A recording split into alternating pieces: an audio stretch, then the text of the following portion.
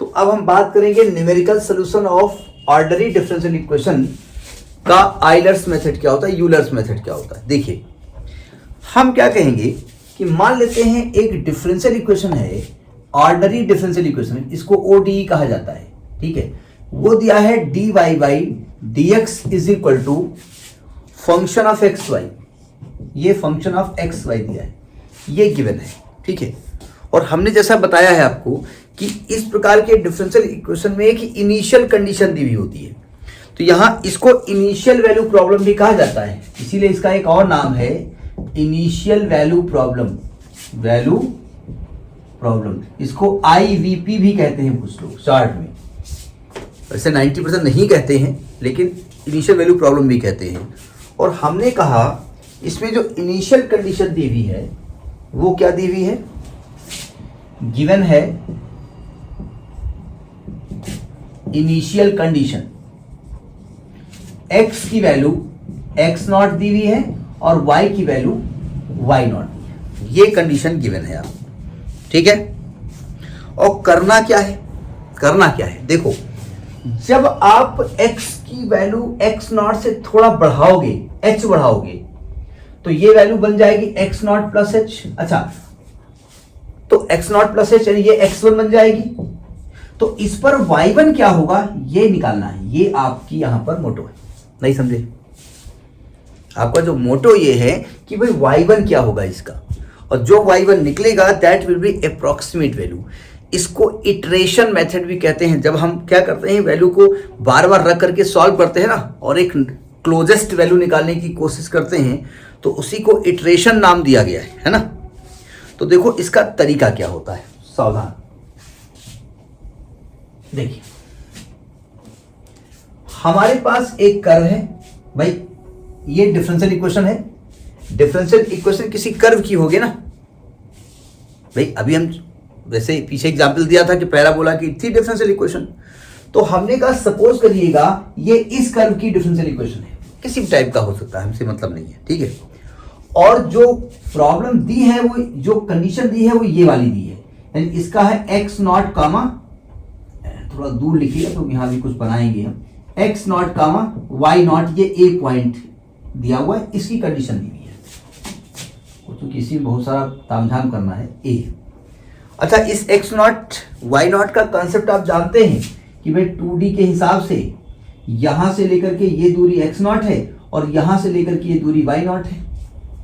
ठीक है, अब आपने क्या किया, एक्स नॉट को कुछ बढ़ाया, तो आपको अगला एक्स नॉट को बढ़ाया एक्स नॉट प्लस एच, तो अगला पॉइंट आपका x1 मिल गया और उसके करस्पॉन्डिंग y1 मिला, इसी को निकालना है आपको। तो हमने क्या किया कि मैंने एक और पॉइंट यहां मान लिया b पॉइंट, ये बहुत बहुत बहुत क्लोज है इसकी, और इसका जो कोऑर्डिनेट है वो x1 कामा y1 है, यानी x नॉट प्लस h है और y नॉट प्लस k है। k तो नहीं हमने माना है, यानी कि क्या ये वाली दूरी h होगी और ये वाली दूरी डेल्टा y मान लेते हैं हम, नहीं होंगे। अच्छा, जब आप AB को वेरी वेरी वेरी क्लोज बता रहे हैं, तो अगर मैं AB पर A पर एक टेंजेंट खींचूं, तो मैं मान लेता हूं कि टेंजेंट कुछ ना कुछ B के आसपास ही होगी। भाई देखो, अगर ये कर्व है, मान लिया इस पॉइंट पे आप टेंजेंट खींच रहे हो और बिल्कुल क्लोज कोई पॉइंट ले रहे हो, तो लगभग ये एक स्ट्रेट लाइन दिख रही नहीं दिख रही बिल्कुल टेंजेंट पर। तो अगर मैं A पर एक टेंजेंट खींचूं, ये मैं टेंजेंट खींच रहा हूं, दिख नहीं दिखे तो अच्छी बात है, और मैं कहूं ये टेंजेंट का स्लोप थीटा है। ठीक है, तो इस डायग्राम के हिसाब से टेन थीटा क्या होगा, इस डायग्राम के हिसाब से डेल्टा वाई अपान एच होगा। तो मैं क्या कह सकता हूं, delta y is equal to h ten theta.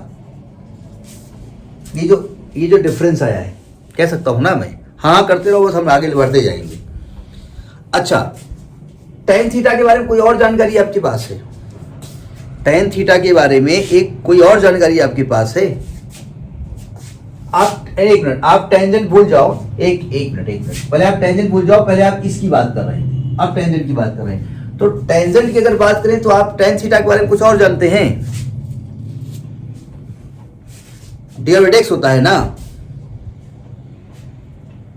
तो यानी कि as we know that, as जो आपका dy बाई dx है किस पॉइंट पर, x नॉट y नॉट पर, तो ये tan थीटा ही होता है ना।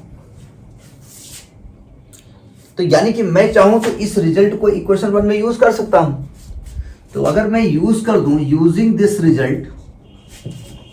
रिजल्ट इन इक्वेशन 1, तो क्या मैं डेल्टा y को लिख सकता हूं h into dy by dx at the point x not y not लिख सकता हूं।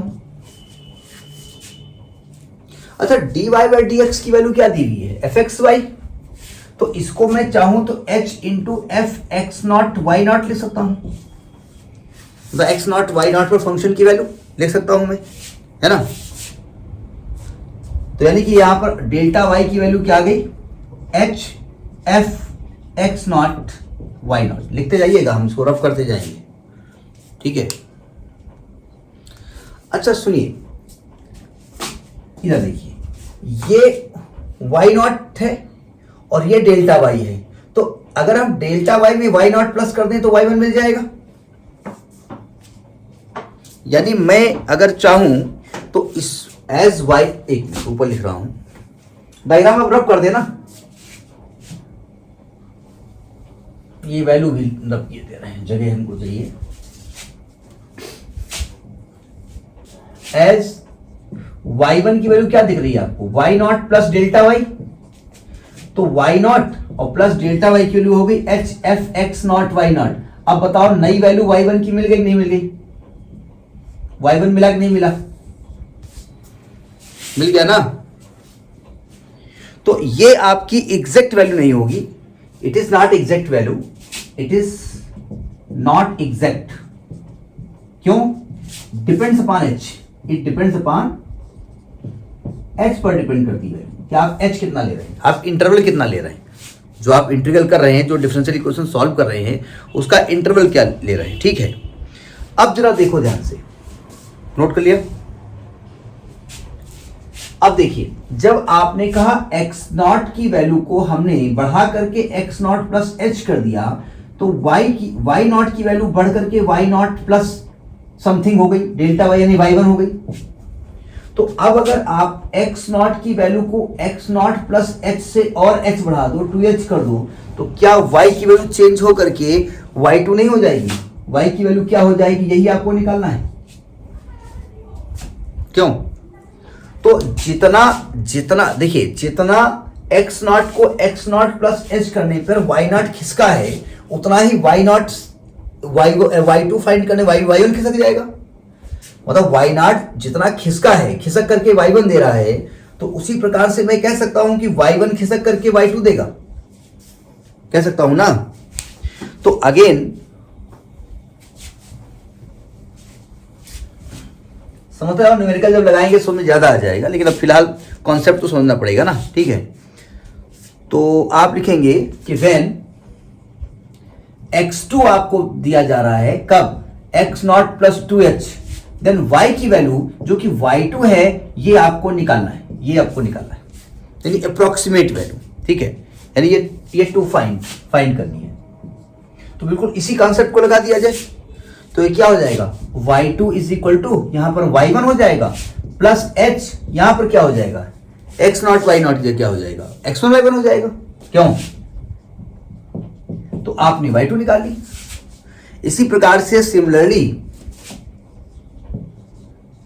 अगर मैं x3 वैल्यू कर दूं, x naught plus 2h 3h, तो इसके करस्पॉन्डिंग y की वैल्यू y3 होगी, जो कि हमको फाइंड करनी पड़ेगी। तो y3 क्या निकलेगा, y2 खिसक जाएगा आगे, तो आएगा y2 plus h f x2 y2, यही बात समझ में आ गई होगी। तो अगर इसको जनरलाइज कर दें, generalising this equation, generalising this result, अगर मैं इस रिजल्ट को जनरलाइज कर दूं, तो यहां पर क्या लिख दें, yn प्लस 1 लिख दें, yn plus 1 is equal to yn plus h f xn yn, ये रिजल्ट आपको मिला, ठीक है। इसी को कहते हैं, this is the required Euler's formula, this is required Euler's formula.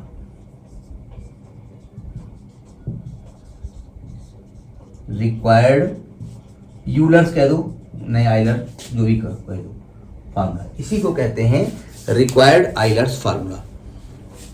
Logic पकड़ में आया?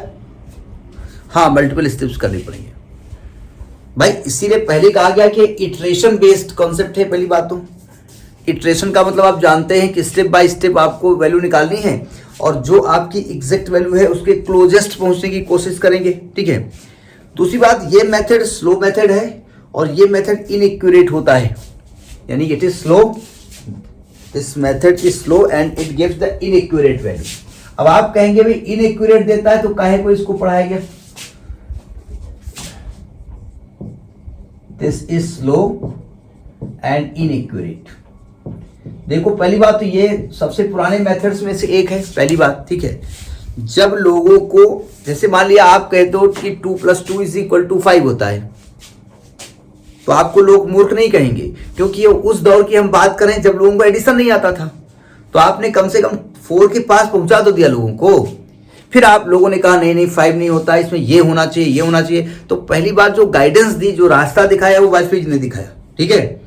तो वो चूंकि ये वैल्यू तो नहीं एक्यूरेट निकाल पाता है, लेकिन ये बहुत क्लोजेस्ट पहुंचने में, मतलब दूसरे मैथमेटिशियन को इसके सोल्यूशन तक पहुंचने में हेल्प किया, इसलिए इस मेथड को इंपॉर्टेंट माना जाता है। लेकिन आइलर साहब ने फिर इसकी गलती निकाली, उन्होंने कहा नहीं भाई ये गलत है, इसमें कोई गड़बड़ है, तो उन्होंने ये गलती निकाली और गलती निकाल करके अपना मॉडिफाइड फॉर्मूला दे दिया, ठीक है।